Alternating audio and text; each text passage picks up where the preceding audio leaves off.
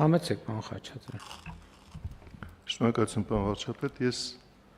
նույնպես կարծում եմ, որ սա շատ լավ որոշում է, սա երկար ժամանակ ֆինանսների նախարարության եւ պետական գույքի կառավարման կոմիտեի կողմից քննարկված հարց է, եւ մենք իհարկե նաեւ քննարկել ենք այն հարցը, որ այնպեսի ճանապարհով գնանք, որ վարչահարական հավելյալ շատ մեծ բեռ հենց սկզբից չստեղծենք։ Սա երկար ճանապարհ է, որ պետք է անցնենք։ Հիմնական նպատակը նաեւ, որ մենք տեսանելի եւ թափանցիկ դարձնենք, թե ինչ հանրային սեփականություն է օգտագործվում մեր կարևորագույն ծառայությունները մատուցելու համար։ Այդ թվում նաեւ հանրակրթական ծառայությունները։ Հաջորդ կարևորը նաեւ, որ սա որևէ կերպ բեռ չի առաջացնում որևէ պետական կազմակերպության համար առնվազն սկզբնական շրջանում։ Ես կբացատրեմ ինչ եմ ասում այդպես, որովհետեւ մենք սկզբից ուղղակի հաշվապահական թղթակցություն ենք ապահովելու եւ պետական բյուջեում արտացոլելու ենք ռեսուրսի այն արժեքը, որ մեր տարբեր պետական կառավարման մարմիններ օգտագործում են։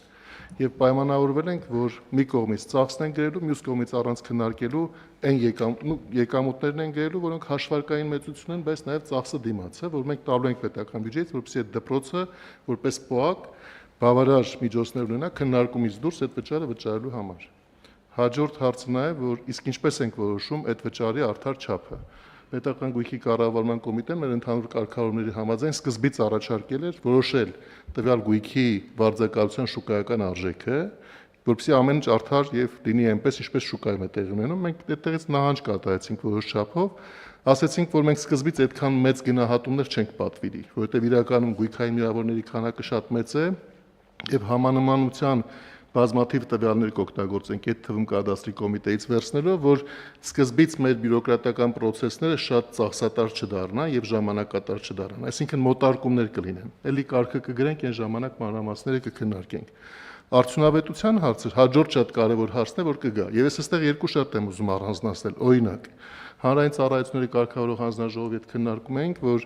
այս տեղափոխությունների հետ կապված 2000 քառակուսի մետր տարածք ենք հատկացրել իրենց նոր տարածքում աշխատանքը շարունակելու համար, բայց այդ 2000 քառակուսի մետրից միայն 1200 քառակուսի մետրն է, որ օգտագործելի տարածք է։ Սա մեր պետական սեփականություն հանդիսացող շենքերի արդյունավետության ցուցանիշ է։ Այնպես են կառուցված եղել այդ շենքերը, որ 1200 քառակուսի մետր, որպեսզի կարողանաս օգտագործել, պիտի 2000 քառակուսի մետրանոց տարածք վերցնես։ Հիմա հաջորդ հարցը, որ միանգամից առաջանում է, իսկ մենք այդպես շարունակում ենք, նախատեսում ենք այդպես շարունակել առանց որևէ փոփոխության, թե ժամանակն է մտածելու, որ այն չօգտագործվող 800 քառակուսի մետրերից մի մասը նույնպես դարձնենք օգտագործելի։ Եվ դա կարող է որոշակի նախագծային փոփոխություններ պահանջի, նորոգման կամ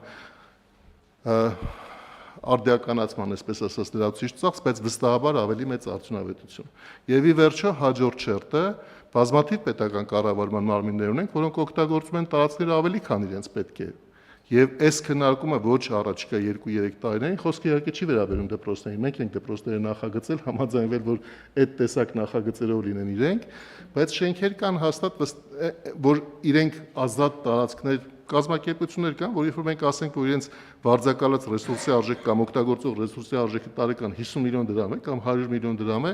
իրենք երկար կմտածեն, ուզում են 100 միլիոն դրամանոց ռեսուրսը շարունակել օգտագործել, թե բավարար կհամարեն դրա 60-70% իրենք իսկ առաջարկելով, երևի կմտածենք նաև խթաններ այդպիսի վարքագիծ ձևավորելու համար, որ օպտիմիզացվենք, որովհետև առանց այս քննարկումը բացելու մենք հարցի պատասխանը չգիտենք։ Եվ ես նորից ուզում եմ ասել, որ սա շատ կարևոր գործընթաց է, երկար գործընթաց է, մենք անցումային ժամանակահատված ունենք նաև նախատեսված, մի քանի տարիների